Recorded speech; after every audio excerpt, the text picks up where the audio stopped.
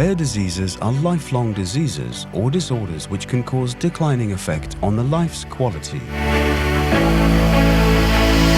देखिए, इलाज तो अभी मुझे प्रोवाइड नहीं हुआ पाया। वो इलाज जो है ना, है वर्ल्ड के अंदर, लेकिन भारत में कुछ बच्चों को मिल भी रहा है, लेकिन वो बहुत कॉस्टली है।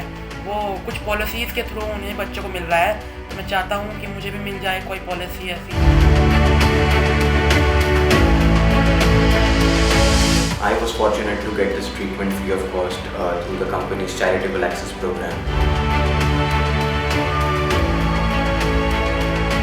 ये डिसीज़ इस तरीके से है कि अगर हम इसमें अवेयर रहें, हर एक फैमिली अवेयर रहे, तो आप इन चीज़ों को इस चीज़ों से रोक सकते हैं।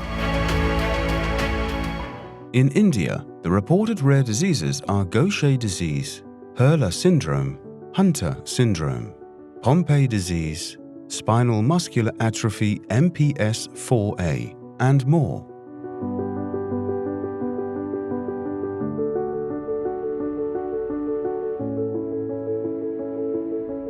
There was a difference of 2.5-year-old between both of them. Anmol was born in 1990 and Pramol was born in 1993.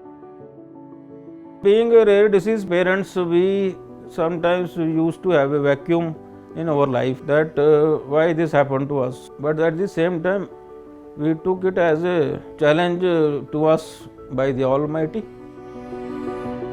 We gave them the best care, whatever we could do.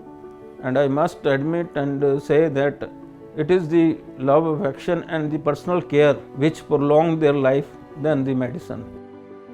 Giving hope for not just the one who has the rare disease, but also the caregiver who gets affected physically, emotionally and financially, often forgetting about their own lives and living only for their children.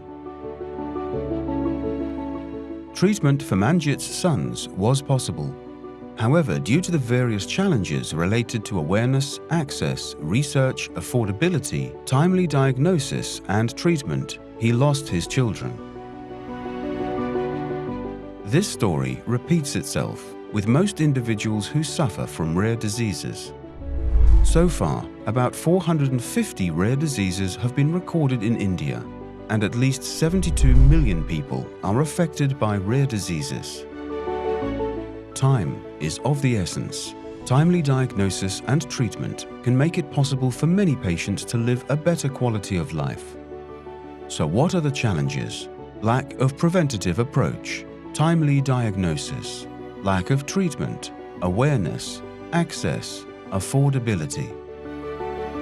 In terms of treatment, the cost is exorbitant and they have to be imported from many other countries. So I think that is a big challenge that the government is facing, and it will continue to face until we have our own innovative, the way Korea has moved ahead. It started manufacturing their own drugs, their own replacement therapies, like India started manufacturing diets. The similar pattern could be there for many rare disorders, and that's the way to move forward as it has been done for small molecule disorders. I see three types of interventions happening. First, for the patients.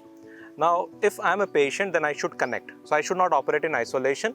I should connect with other patient groups. I should learn and also contribute my learning to this entire pool of wisdom that is building up from India.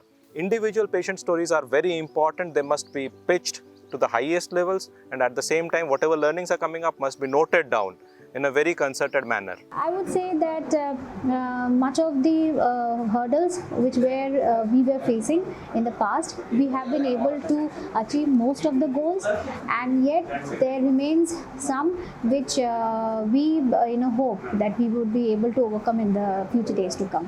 If possible, fund some research on this. If you could fund not just programs but also researchers on this, then people would be attracted to take this up as careers. In the coming era of genetics, with so many evolving technologies like CRISPR-Cas9, gene therapy coming in, there is definitely going to be a lot of improvement and advances that are going to address the rare disease community. So if you are in a position and you have some interest, take this up as a career. or at least as a secondary career for yourself? There had been immense good efforts regarding this, because the Center of Excellence, they have been identified and earmarked. So in different states they have identified.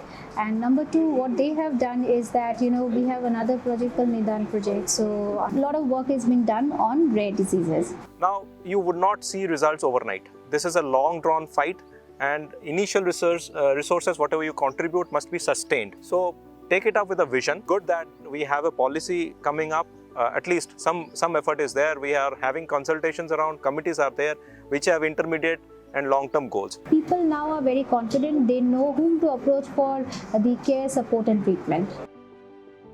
To bridge these gaps, a slew of subnational, national and global conferences on rare diseases are being organized in India, with the objective to bring the collective wisdom and commitment from all the key stakeholders on the same platform to prioritize solutions for preventing and managing rare diseases.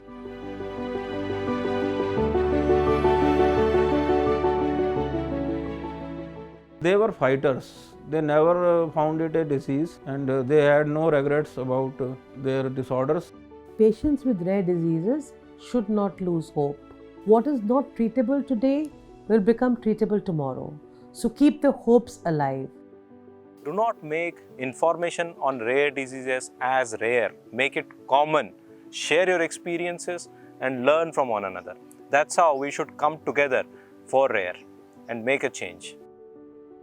We are stronger together, more empowered to translate solutions to actions, adding life to years they live and years to their lives.